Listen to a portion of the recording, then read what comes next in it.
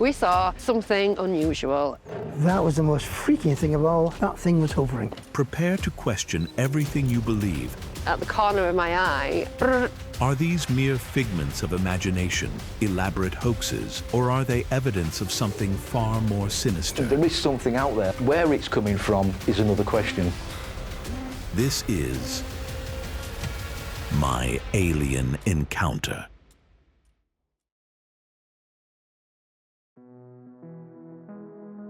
What if the skies we think we know are hiding something far stranger than we can imagine? Two eyewitnesses claim to have seen something unexplainable, craft that appeared out of nowhere, defying all logic. But could these UFOs be more than just visitors from distant stars? Could they be operating from another dimension, existing alongside us? What if they're always here, just beyond our perception? Prepare to hear their stories and ask yourself, how much of our reality do we truly understand? I can tell you a story.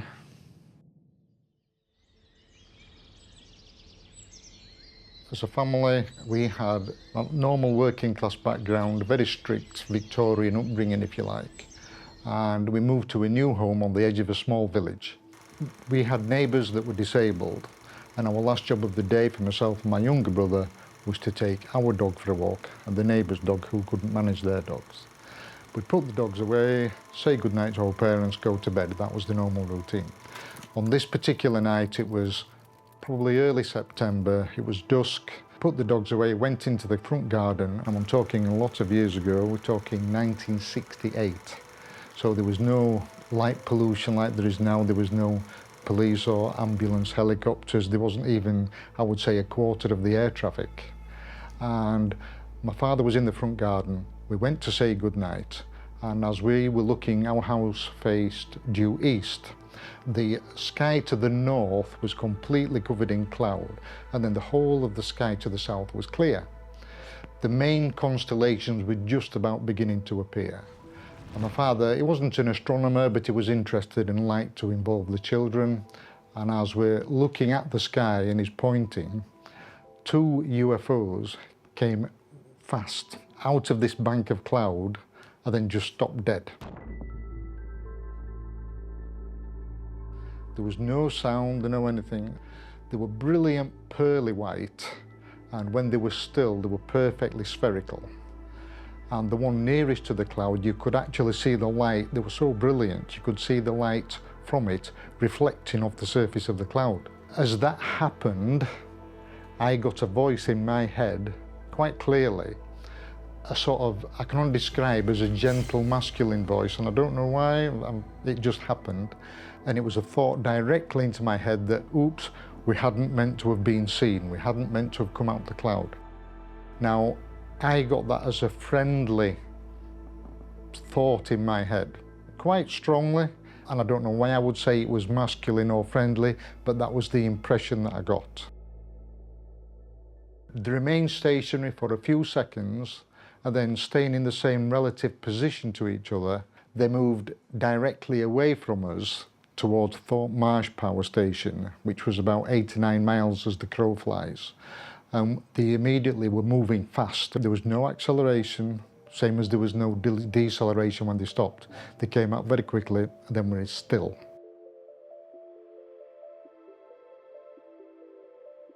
We probably only had them in sight for a minute, something thereabouts, and there was no sound whatsoever. The three of us were sort of sat there, mouths agape, looking at the sky as you would. And my father was the first to speak. He'd done his national service with the RAF, and he said, there's nothing that we've got that can do that. I always say when I've investigated things since then, that when people do see something like that, it's so obvious that it's alien, for want of a better term. It's so obvious that it's not from Earth. It's so obvious that it's so bizarre, so odd, that it has to be from somewhere else. Immediately, I wanted to know, how come I don't know about it? How can that be in our skies moving about like that? and it's not being reported? Why isn't it in the newspapers? Why isn't it on the television? It made you realise how insignificant we are. You instantly know that we are not alone. It's so obvious that it's alien, for want of a better term. Some theorists suggest that aliens may not operate within the physical laws we understand. Their technology, or even their very existence, could be tied to dimensions beyond our perception, slipping in and out of our reality like shadows. Could their craft be designed to manipulate light or energy, making them visible only for fleeting moments? And what if their presence is always here, just out of reach? What if the key to seeing these beings and their craft lies not in space, but in how we perceive the world around us? In a dark room, smoke becomes visible only when struck by light rays. Every living thing gives off invisible heat energy, but the people hiding in this forest become visible only on infrared film, which records heat waves. An ingenious device, the interferometer, can split a beam of light and recombine it in alternating bands. Energy waves that men cannot normally see, such as the heat zones around a candle flame, become visible. With the interferometer, gases and vapors become apparent as they stream into the air. In ufology, the electromagnetic spectrum theory suggests that alien beings could exist just beyond our visible perception, hidden in wavelengths of light we cannot see. Our eyes only detect a small fraction of the spectrum, leaving vast realms like infrared and ultraviolet untouched by human vision. The possibilities stretch beyond what we know, into the unknown. In the electromagnetic spectrum, you have the radio waves at the top end. Then it comes down through the infrared to the visible light that we see in our normal acoustic spectrum that we hear. That's what we deal with on a daily basis. Then it goes down through the ultraviolet, X-rays and gamma rays at the lower end. Now that's just the bit that we know about. Out of that bit that we know about, it's less than 1/10 of 1% of the electromagnetic spectrum. And out of that, you've got cosmologists and these other people with far better brains than I that are now saying 95% or as much as 95% of the universe is made up of dark matter and dark energy that we can't even measure. We're only looking at 1/10 of 1% of the 5%. So there's no wonder that we're sort of at a loss and we're not able to rationalise what we're seeing because we completely don't understand it. I mean, it's wonderful that NASA have got Hubble and they're looking at normal visible light, but they can look at infrared and ultraviolet as well, but that's still only a very narrow wavelength of what the whole spectrum is available. And because at the moment we don't have the technology that looks into dark energy or dark matter, there's that whole breadth of frequencies out there that we can't even begin to look at the moment. But what if these elusive elements of the cosmos hold the key to understanding UFOs and extraterrestrial beings? Some believe that dark energy and dark matter could operate on frequencies beyond our electromagnetic spectrum, realms where alien life may exist, cloaked in dimensions we cannot see. Could the mysteries of the universe be tied to these unseen forces, hidden in the very fabric of reality? If you imagine our electromagnetic spectrum as an LP, the old-fashioned record that goes on a turntable. So that is the frequency that we're on. This dark energy and dark matter are not on our frequency, they're not on our record, and they can be the record above us and above that and above that. We are in the middle of a whole stack of records, and within that stack of records is the whole of the electromagnetic spectrum, including dark energy and dark matter, and we're just in the middle of it. So we have frequencies and we have worlds, if you like, and universes on either side of us and higher up and down in the frequencies. So ET is able to tune their frequency to us and that's how they interact with us, and then they're able to tune out of it and back to where they came from. I believe that they're in their own little pocket of universe, their little piece of matter, that we can just see part of it as they come down through our electromagnetic spectrum. Therefore, there's no G-forces because they're in their own little pocket of the universe. They're not moving, and it's all done by their thought. When you see these, I won't say stooges, but the word springs to mind, on the television interviews that say there was no heat plume, there was no visible flight surfaces, it was like rubbish. That don't even come into it. They don't need that. So therefore speed and all these manoeuvres are totally irrelevant. Speed don't go into it when you're not moving. Speed don't come into it, G-force don't come into it. There's no physical attachment to our gravity.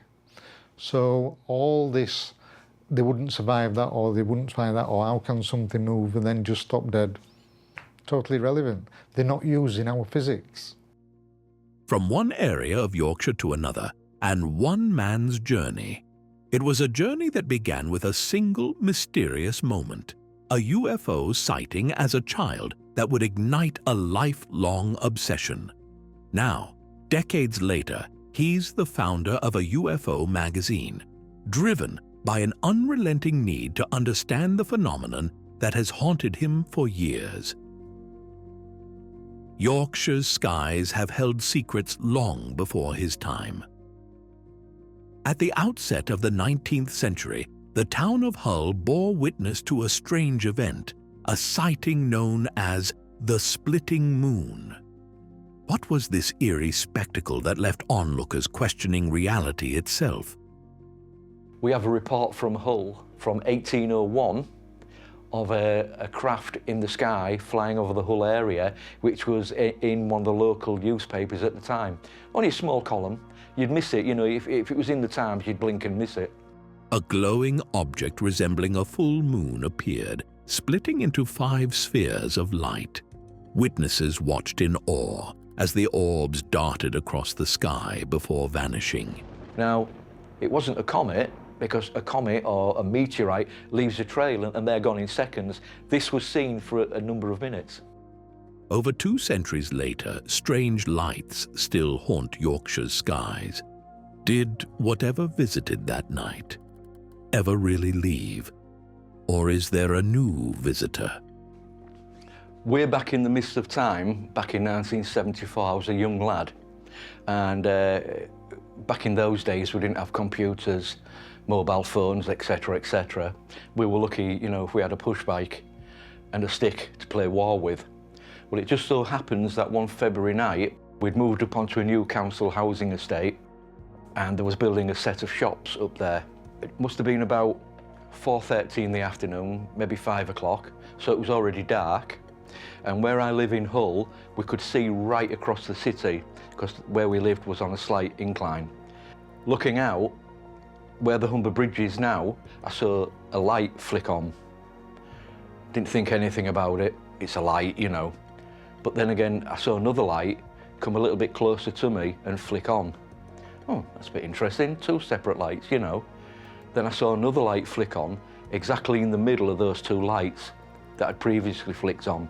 So I sat watching this light going across the sky, which seemed to leapfrog over itself until it got approximately right above my position. We were out there, we had a stick, we used to play war on this building site, as kids did back in those days. I was on top of a mud mound and like an idiot, I jumped up, shouted to my friends, "Look guys, up in the sky, there's a UFO." And as I shouted that, and this was a clear February night, the light blinked out, and I thought, oh, it's going to appear in the sequence in its next position. It didn't. I rule out conventional aircraft because conventional aircraft are not just what to, yes, they have warning strobes on them, but there are more than one colour. This was just one single colour, which was as bright as the lights that I'm sat in front of right now. The lads I shouted to, by the time I'd shouted and pointed up into the sky where this object should be, it had gone. So I got ribbed a little bit, you know, and that was it basically. But as I say, it was that intrigued me enough to start reading and learning about the subject. What was this? Why was it blinking and moving as it did? I mean, there wasn't many satellites up in the sky back in those days, especially travelling from southwest to northeast over the city of Kingston upon Hull. No memory loss, no missing time or anything like that. Left perplexed by the unexplainable, Chris Evers's life would never be the same. What he saw that day opened a door to a world beyond our understanding, one he couldn't ignore. It wasn't scary at all. It was, as I say, it was intriguing simply because I'd never seen anything like this before, you know, and it's amazement more than anything else, I think I would say. It was amazement that something like that could move across the night sky or the early evening sky, and it was amazement in that I couldn't explain it. With no other witnesses, he faced the unknown alone, but the experience sparked a relentless curiosity. Determined to uncover the truth, Chris embarked on a journey deep into the realms of UFOs and the paranormal, where each discovery only led to more questions and more mysteries. So I started reading the available information at the time, books about the Warminster thing, books by Major Donald Kehoe. Now, ridicule has been a very unfortunate factor in this thing. I know, but what it boils down to, that anybody reports one now, they'll say, you're crazy, look what the Condon report said. That basically gave me the interest in the subject, and I've followed it ever since. At a time when the church held sway and UFO sightings were dismissed as fantasy, sharing paranormal experiences was nearly impossible, especially when your own mother was a devout believer. She did ask me why I'd started reading UFO books, and actually at the time I was reading ghost books and so on as well. And I did explain to her it was just something that I was interested in, you know. Back in those days, you didn't go around telling everybody that you'd seen something strange. In a world where faith clashed with the unexplained, the truth became something you kept to yourself, buried beneath doubt and fear of ridicule. It's just that back then, I don't know, you just didn't approach your parents with something like that. You know, if I'd have been with me mum when I saw it, then yeah, perhaps we would have spoke about it. But I wasn't, it was just with a group of friends. And as I say, I got ribbed because I pointed out this UFO in the sky. But that wasn't all. Decades later, Chris had another sighting.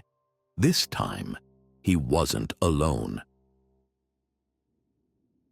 Multiple witnesses saw it too, confirming what he had long believed. The mystery deepened and the questions grew. What was it, and had it returned? In the mid-1990s, when I was running the Hull UFO Society, a group of us went down to the north bank of the River Humber, and there's a factory there, which is a British aerospace factory. And we got the factory on our left-hand side with the big railings, etc. Security guards, this was about 11 o'clock on the night, security guards walking up and down, keeping an eye on us. There were 3 people who turned up, myself and the 2 people I run the society with at the time. And of course, we turned up with cameras, telescopes, video cameras, etc., because if we saw something, we wanted to capture it on film or at least on videotape. And we was there most of the night, and early hours of the morning, round about 12, 1 o'clock time, we actually saw a ball of light drop down from the south bank down to the River Humber, and it flew about a third of the way across the river. At this point, the river is about a mile and a half wide, and it flew across the river, and I'm standing watching it on the north bank, so I turn to my right, and it's actually travelling down the River Humber towards Goole, which is about 30 miles away. And it blinked out, disappeared. I turned to my friends, and I said to Jason, my friend who was with me, "Oh, it's gone." He said, "No, it hasn't. It's going under the Humber Bridge to the left." So it'd come down, split into 2 and gone in 2 separate directions. So I had the joy of watching one go one way. I turned to my left and watched another one go under the Humber Bridge until it too blinked out. Again, amazed at what I'd just seen. No explanation. You know, still looking for an answer for that one as well. In ufology, many experiences share a chilling common thread, the unsettling feeling of being followed, as if unseen eyes are always watching. One of the witnesses claimed this wasn't the first orb of light she had seen. She believed something more troubling was at play than just a fleeting glimpse. Now, the lady that we were with had claimed they followed her around. Now, when that happened, it kind of validated what she said. A shadow of surveillance lingers, leaving them to wonder, is it paranoia? Or are they truly being monitored by something beyond our understanding? You know, she'd said she'd seen balls of light, orbs, if you want to call them that, in her own home. And when this happened on the South Bank, it was excitement that perhaps it is true what she said, that these things were drawn to her. Could the orbs of light near the Humber River be tied to something deep beneath the earth? Some believe these sightings aren't from space, but part of the subterranean theory, suggesting UFOs or USOs may rise from hidden realms below our bodies of water. The Navy's Tic Tac UFO videos back this up, showing craft that defy physics, diving into the ocean and vanishing. Could these orbs and Tic Tacs be linked, part of an advanced civilization quietly operating in the depths far beyond our sight? Whether or not the intelligence that is controlling these devices is extraterrestrial, I couldn't say. It could be some kind of subterranean, which I know is a theory that is beginning to become prominent at the moment, especially with the Tic Tac and the gimbal footage off the coast of California, flying and diving in and out of the sea. When someone comes to you who's in charge of a multi-million-dollar weapon platform, who maintains a top-secret security clearance, who is paid and trusted by this country to go fight wars and to fly over cities with live munitions, and by the way, they're trained observers with millions of dollars invested in their training, Yep. I would submit to you it's pretty compelling. But on top of that, it's not just the eyewitness testimony. It is actual electro-optical data and radar return. Tony Dodd, back in the 1990s, came across an event that happened in the North Atlantic during a NATO exercise when a massive craft was seen to go into the North Atlantic. A lot of reports are associated with water. With all of that in mind, though hard evidence remains elusive, the theories, grounded in science, paired with the testimonies of top officials, leave us with haunting questions. What are these sightings? Where do they truly come from? Perhaps they're already here, lurking in the shadows of our world, hiding in plain sight. I'd like to think that we are not alone in this vast universe. If it can happen here, it can happen elsewhere. And obviously I'm talking about life. We're not alone. The evidence over the last 70 plus years does point to the direction that we are being visited by some unknown. There's a lot more out there than we know about. You imagine any race that might be even only 1,000 years in front of us, how much more technically advanced they could be. There is something out there that is visiting us. Where it's coming from is another question. Oh my gosh, dude. Wow.